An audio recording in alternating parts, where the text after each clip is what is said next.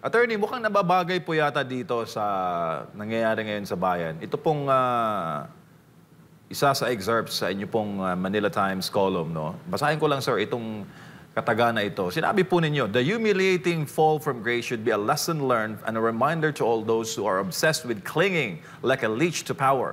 As there is a beginning, so is there an end. Like life, power is fleeting.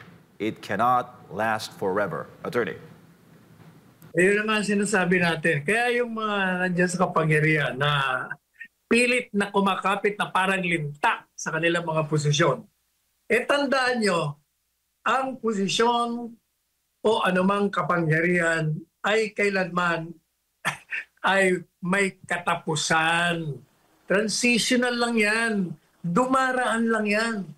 Kaya maghunos dili kayo. Yung buhay ninyo ay matatapos yan. So habang kayo'y buhay, gawin nyo na yung matitino, yung mabubuti. Para pag kayo ay nawala na, hindi kayo minumura, hindi kayo inaalipusta.